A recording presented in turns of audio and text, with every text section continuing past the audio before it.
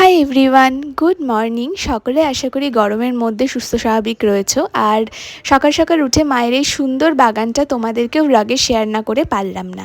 আজকে যাব আমার বান্ধবীর ছেলের অন্নপ্রাশনের অনুষ্ঠানে, আর পরবো এই সুন্দর জিমিচু শাড়িটা। এর কালারটা না আমার এক দেখাতেই পছন্দ হয়ে গেছিলো, তাই নিয়ে নিয়েছিলাম। মায়ের রান্নাবান্না মোটামুটি এদিকে কমপ্লিট হয়ে গিয়েছে। আর আমের সিজন মানেই সকাল থেকে রাত্রি বাড়িতে শুধুই আম। নতুন এই মানি প্ল্যান্টটা আমি লাগিয়েছি, দেখা যাক কতদিনে একটু বড় হয়। আর দুপুরবেলাতেই তৃষা চলে এসেছিল, তখন আর ব্লগ করতে পারিনি, তাই এখন চাটা নিয়ে বসেছি, তাই তোমাদের সাথে একটু শেয়ার করছি। আর আজকে দায়িত্ব হলো তৃষার চুল আর মেকআপ সবটা আমাকে করে দিতে হবে। আর চুলের ফ্রন্ট সেকশনটা আমরা যেহেতু ভেবেছি কার্লস করবো, তাই যেমন ভাবনা তেমন কাজ। ওর বড় চুলটাকে আমি কেটে ফেলেছি। আর এই যে এখন খোপা আমি করছি, মানে ওর বড় বড় চুল তো, খোপাটা করেও যে আমি কি স্যাটিসফাই হয়েছি না কি বলবো। তো তারপরে মোটামুটি আর কি মেকআপ টেকআপ ডান। তো আমি ওকে বললাম চোখ বন্ধ করে দেখা, আমি একটু ব্লগে শেয়ার করবো আমি কেমন সাজিয়েছি আর কি। আশা করি ঠিকঠাকই সাজিয়েছি। আর এই হলো আমার লুক, আমি মোটামুটি সেজে ফেলেছি।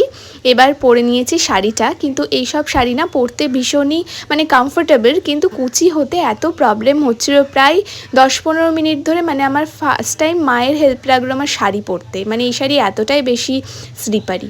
তো যাই হোক, আজকে একটা ছোট্ট লাল টিপ পরেছি। আর মাথায় ফুল লাগাবো বলে সকালেই বাপির সাথে গিয়ে রোজ কিনে এনেছিলাম, যে এরকম হোয়াইটিশ কালারের শাড়ির সাথে না আর লাল কালারের রোজটা বেশ ভালো লাগবে। আর এই হলো আমাদের ফাইনাল লুক। তো আমরা এদিক দিয়ে যাচ্ছি, আর ওই দিক দিয়ে বাকি বন্ধুরা আসবে, আর আমরা এখানে ওয়েট করছি, কেননা তখনও অবধি আর কি আমাদের আরেকজন আসেনি। তো ফাইনালি আমরা এখন গাড়িতে উঠে পড়েছি। আর এই যে আমরা সবাই নেমে পড়েছি ভেন্যুতে। তো গাড়ি পার্ক করে চলো এবার আমরা অনুষ্ঠান বাড়ির দিকে যাচ্ছি। তো এটা আমার বাড়ি থেকে একদমই কাছে ছিল, মাত্র 10-15 মিনিটের দূরত্ব। আর ভেন্যুটা ভীষণ সুন্দর। এই ভেন্যুতে আগেও একবার অনুষ্ঠানে আমরা এসেছি। আর এই যে আমি আর আমার আর কি উডবি হাজব্যান্ড, তো আমরা এখানে তখন পৌঁছে গেছি। তখন আর কি কেক কাটিং হয়নি। তো দাঁড়াও তোমাদেরকে এবার দেখাই যার অন্নপ্রাশনে আমরা এসেছি। এই যে হলো আমাদের কিউট লিটল বাচ্চা, মানে আমরা ওদের মিমি হয়ে, আমার তো ভাবতেই কীরম লাগছে যে কত তাড়াতাড়ি সময় পেরিয়ে যায় না। ওর বিয়েতে আমরা এসেছিলাম, ভীষণ মজা করেছিলাম, তারপরে আবার ছেলের অন্নপ্রাশনে এসেছি। তো ওইদিকে কেক কাটিং হচ্ছে, আর আমরা এখন বাইরে এসেছি স্টার্টারগুলো একটু টেস্ট করে দেখব বলে। তো স্টার্টার মোটামুটি খাওয়া হয়ে গেছে। তারপরে আমাদের অজস্র ভিডিও ফটো, যেটা না করলে একদম আমাদের অনুষ্ঠান বাড়ি ইনকমপ্লিট। এদিকে মকটেলের কাউন্টার দেখে আমি আর তৃষা এসেছি হলো একটু মকটেল নেব বলে। তো দুজনেই আমরা আমপান্না নিয়েছি। আর সত্যি বলতে গেলে এই দিনের মেকআপটা আমার এত ভাল লাগছে, নিজেকেই আমি নিজে দেখে অবসেসড। আর মোটামুটি অনেকেই বলেছে যে বেশ ভালোই লাগছে আমাকে, কেননা আসলে না এরকম হালকা কালারের শাড়ি পরলে প্রতিটা মানুষকেই বেশ সুন্দর লাগে। তো যাই হোক, বাকি ফটো ভিডিও করে খেতে চলে যাই। আর খাওয়ার সময় তো একদম ভিডিও করতে পারিনি।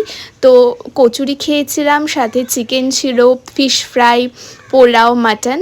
আর এখন আমরা দাঁড়িয়ে রয়েছি যে আম কুলফি খাবো বলে। কুলফিটা ভীষণ ভালো খেয়েছি। তারপরে অনুষ্ঠানের সমস্ত কিছু কমপ্লিট করে আর ফার্স্টে তো গিফট দিয়ে দিয়েছি, সেটা তোমাদের সাথে শেয়ার করতেই ভুলে গেছি, মানে সেই ক্লিপিংটাই নিতে আমি ভুলে গেছি। তো এখন আমরা ফিরছি বাড়িতে, যেহেতু বললাম বাড়ি থেকে একদমই কাছে, তো বেশিক্ষণ লাগেনি। আর এই ছোটো ছোটো ব্লগগুলো আমি এই জন্য করছি যে পরবর্তীতে দেখতে কি ভালো লাগবে না। তো আজকের দিনটা তো বেশ ভালো কাটলো। এইরকম অনুষ্ঠানে আর কি আমাদের সবার দেখা টাকা হয়। তো এই তো বাড়িতে চলে এসেছি। তৃষা আজকেই আর কি আমাদের বাড়িতে থাকবে রাত্রিবেলায়। তো রাত্রিবেলায় প্রচুর গল্প টল্প করবো। জানিও রাতটা কীরকম লাগলো, ভালো লাগলে লাইক করো। চলো টাটা, আসি।